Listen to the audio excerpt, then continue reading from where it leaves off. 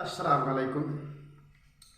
तो आज हम लोग पढ़ने वाले हैं दरख्शां उर्दू हिस्सा 2 और इसका चौथा चैप्टर है। इसका उन्वान है कटी हुई शाख। ये देखिए आप, ये क्या है? कटी हुई शाख। इसको लिखने वाले जो हैं ये कौन है? एक औरत है, उसका नाम क्या है? कमर जहाँ। ये देखिए, सबसे पहले कमर जहाँ के बारे में लिखा हुआ है कि इनकी पैदाइश कहाँ हुई, कब हुई, है ना।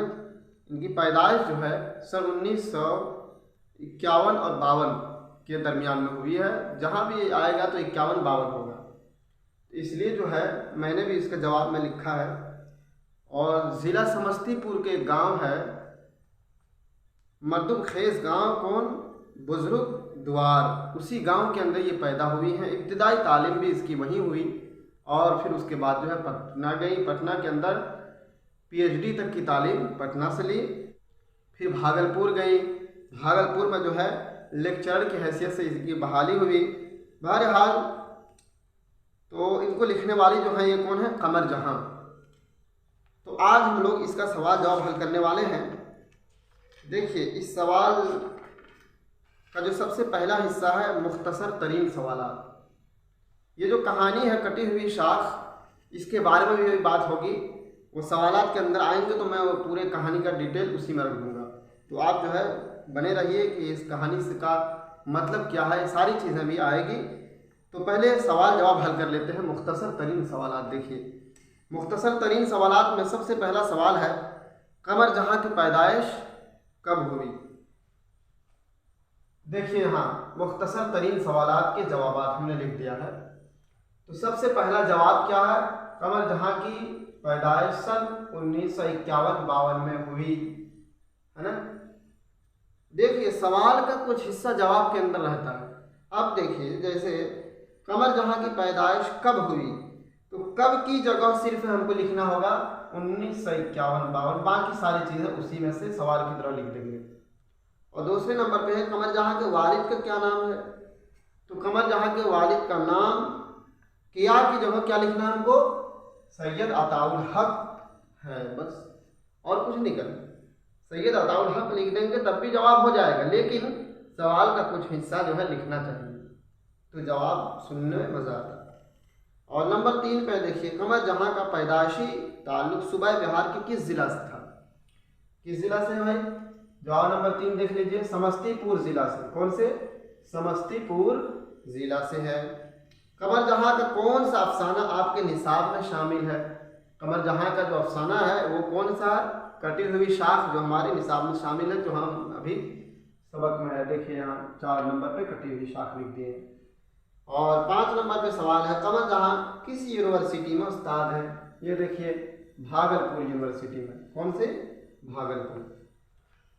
तो मुख्तसर तरीन सवालात जो है ये हल हो गया। अब इसके बाद है मुख्तसर सवालात। देखिए, सबसे पहला सवाल है कमर जहाँ के हालात ज़िंदगी पर 5 जुमले लिखिए। कमर जहाँ के हालात ज़िंदगी पर 5 जुमले लिखना है। देखिए, जवाब नंबर 1 है यहाँ पे, कमर जहाँ की पैदाइश सन 1951-52 में समस्तीपुर जिला के बुजुर्ग द्वार गांव में हुई। उनके वालिद का नाम सैयद अताउल हक था। उनका खानदान गांव में तालीम याफ्ता समझा जाता था, है ना, तालीम याफ्ता समझा जाता था। इब्तिदाई तालीम के बाद कमर जहाँ पटना आ गई और पटना यूनिवर्सिटी से उर्दू में MA और PhD तक किया है। कहाँ पे? पटना में। तो ये तो हो गया उनके बारे में। इसके बारे में कमर जहाँ के बारे में हो गया। अब जो है दूसरा सवाल है कमर जहाँ की तसानीफ की फहरिस्त मौजू के एतबार से लिखी, यानी उन्होंने जो जो किताबें लिखी हैं उसका मौजू क्या था उसके बारे में लिखना है। देखिए, जवाब नंबर 2 देखिए, यहाँ पे देखिए जवाब नंबर 2, कमर जहाँ एक अफसाना निगार के साथ एक तनकीद निगार भी है। उनकी अफसानवी मजमूआ ये है। कौन कौन है? नंबर 1 चारागत इशाअत, कब हुई थी इनकी? 1983 के अंदर। दूसरा है अजनबी चेहरे, इनकी इशाअत कब हुई थी? 1991 के अंदर। और देखिए तीसरा है यादनगर। क्या है? यादनगर। और तनकीदी तसानिफ ये है, इनकी इशाअत के बारे में नहीं है। तो तनकीदी तसानीफ क्या क्या है? नंबर 1 में देखिए अख्तर शिरानी की जिनसी व रूमानी शायरी। नंबर 2 में है मेयार। नंबर 3 में है कलाम अब्दुल्ला हाफिज मुश्की पूरी और हर्फ आगही वगैरह कलमी सफ़र अभी जारी है। तो ये हो गया इसका जवाब। और जवाब नंबर 3 में है देखिए कमर जहाँ का पैदाइशी कमर जहाँ की तालीम और तदरीस के बारे में मुख्तसर बयान करना है, उनकी तालीम और तदरीस कैसे हुई है। देखिए वो तो हम बताए भी आपको कि उनकी तालीम कहाँ पर हुई है। देखिए कमर जहाँ की इब्तिदाई तालीम उनके गांव में हुई, उसके बाद वो कहाँ चली गई? पटना, और वह पटना यूनिवर्सिटी में महिला कॉलेज में दाखिला लिया और इंटर से पीएचडी तक की तालीम हासिल की। उसके बाद सुंदरवती कॉलेज भागलपुर में उर्दू लेक्चरर हुई। फिर आपका तबादला भागलपुर यूनिवर्सिटी के शोबा उर्दू में हो गया और तरक्की करके सदर शोबा हो गई। सदर शोबा उर्दू हो गई है ना, सदर शोबा उर्दू की हो गई थी। उसके बाद देखिए तदरीसी जिम्मेदारियों के साथ अफसाना निगारी और तनकीदी तसानीफ भी करती रही। यानी ये जब पढ़ाती थी उसी दौरान जो है पढ़ाने के साथ साथ जो है किताबें भी लिखती थी। क्या क्या? अफसानवी मजमूए या तनकीदी जुमले, ये दोनों काम इनका साथ साथ चलता था। अब देखिए यहाँ पे है एक और सवाल है, उर्दू के किसी 5 अफसाना निगारों के नाम लिखिए, है ना। उर्दू के किसी 5 अफसाना निगारों के नाम लिखिए। ये देखिए नंबर 1 में उर्दू की 5 खवातीन अफसाना निगारों के नाम दर्ज झेल है। देखिए नंबर 1 शकीला अख्तर, ये जो है तमाम औरतों के नाम है। हाँ, ये अफसाना लिखने वाली औरतें जो थी उनका नाम है शकीला अख्तर। नंबर 2 कमर जहाँ। नंबर 3 में है शमीम अफजा कमर। नंबर 4 में है सिमत चौताई। नंबर 5 में है कुर्रहुल आइन हैदर। तो ये 5 जो हैं ये अफसाना लिखने वाली थी। अब देखिए अब आ गया है तवील सवालात। क्या है? तवील सवालात। तवील का मतलब होता है लंबा सवाल, है ना। लंबे तरीके से इसमें जवाब देना है, थोड़ा बढ़ा चढ़ा करके लिखना है। चीज़ें वही होती हैं लेकिन थोड़ा तफसील से लिखना पड़ता है। तो इसको तो हमने नहीं लिखा है लेकिन आपको बता देता हूँ इशारतन, आप समझ जाइए। उसी एतबार से जो है जो मन में आए एकदम तरतीब से लिख दीजिए। कमर जहाँ के अफसानों के मौज़ूआत पर रोशनी डालिए।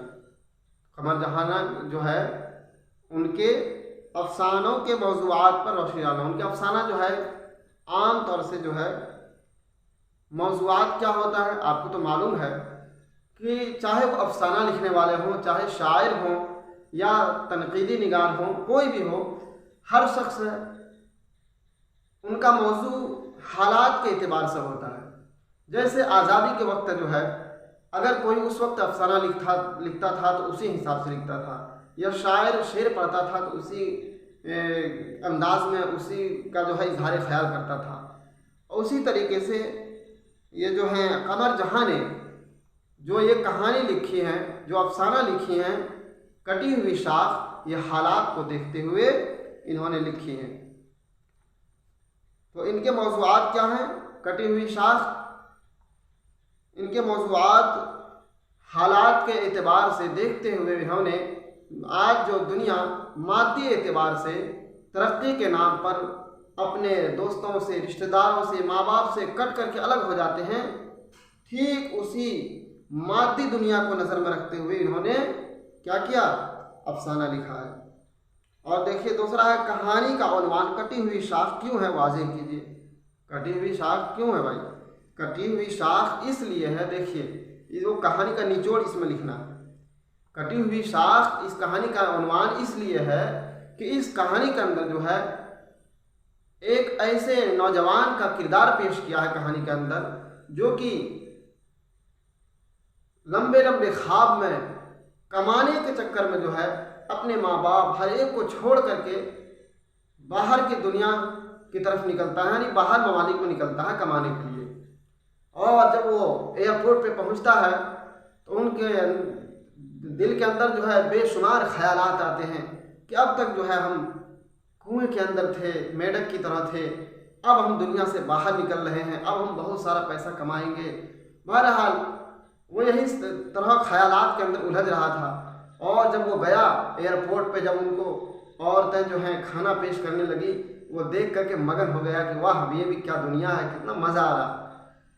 लेकिन जब वही चीज़ जब देखा कि अरे ये तो हर एक के साथ होता है, एक 80 साल का बुढ़ा हो उनको भी यही खिदमत करती हैं, जब इन सब चीज़ों को देखा, फिर उसके बाद जब वो जो है चला गया कमाने के लिए, लेकिन जब कुछ दिनों तक रहा तो ज़हनी तौर पर जो है वो परेशान हो गया, ज़हनी कर्ब अज़ियत के आलम में हो गया कि आखिर इंसान ही तो हैं, तमाम चीज़ों को छोड़ छाड़ करके जो है ये लोग कमा रहे हैं। जब लोगों को देखा, लेकिन बाप माँ हर एक से जुदा हो जाते हैं और फिर उसके वालिद जो है उसी हालत में जो है इंतकाल कर जाते हैं, है ना।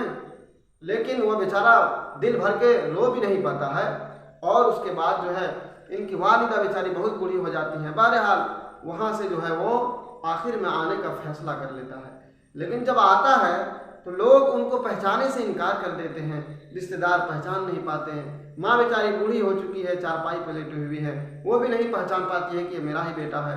बेटा जो है पैसा कमाने के चक्कर में तमाम रिश्तेदारों से जो है कट करके अलग हो जाता है, जिसकी वजह से इस कहानी का उन्वान क्या लिखा गया, कटी हुई शाख। यानी जिस तरह शाख कट जाती है, दरख्त से अलग हो जाती है, उसकी कोई अहमियत नहीं होती, ठीक उसी तरीके से इस कहानी के अंदर जो है उस नौजवान का किरदार को पेश किया गया है जो अपने माँ बाप को छोड़ करके ओल्ड हाउस के अंदर डाल देते हैं, इधर उधर डाल करके चले जाते हैं, पैसा तो कमा लेते हैं, लेकिन वो मोहब्बत, वो कैफियत माँ बाप की वो नहीं मिल पाती है। बहरहाल नंबर 3 में देखिए, मुहाजिर अदब की इस्तिलाह से आप क्या समझते हैं, क्या यह अफसाना इस ज़ुमरे में है? मुतल्लल जवाब दीजिए। देखिए मुहाजिर अदब की इस्तिलाह से आप क्या समझते हैं? मुहाजिर अदब का मतलब होता है अदब की हिजरत करना, मुहाजिर का मतलब हिजरत करना। अब जो है इसको लुग़वी माना हो गया है। इस्तिलाह में आप इसको ये समझते हैं कि किसी दूसरे ज़बान को अपने भाषा के अंदर यानी अपनी मादरी ज़बान में इस्तेमाल करने को क्या कहते हैं? मुहाजिर अदब कहते हैं। जुज़वी तौर पर तो नहीं, लेकिन कुल्ली तौर पर कह ही सकते हैं। बहरहाल और चौथा में है, क्या कहानी के मरकज़ी किरदार की ज़हनी व जज्बाती कैफियत को इख्तिसार में लिखिए। इस कहानी की जो ज़हनी और जज्बाती कैफियत है वो वही है जो कि आज के हालात में जो आम इंसान का हो चुका है कि इंसान मादियत परस्ती की दुनिया की तरफ जो है बढ़ने लगा है। वो इसलिए कि पैसा कमाने के चक्कर में अपने माँ बाप और रिश्तेदार तमाम लोगों को जो है पीछे छोड़ जाता है कि कैसे मुझको पैसा आ जाए, इसलिए जो है अपनी तहजीब और तमद्दुन और अखलाक से जो है बिल्कुल कट जाता है। तो ये हो गया इस कहानी का खुलासा। उसी कहानी को जो है इस वाक़ई अफसाने के अंदर लिखा गया है। बहरहाल आज का जो ये वीडियो है यहीं पर हमारा समाप्त होता है और फिर मिलते हैं नेक्स्ट वीडियो में। अस्सलाम वालेकुम। दुआ की दरख्वास्त।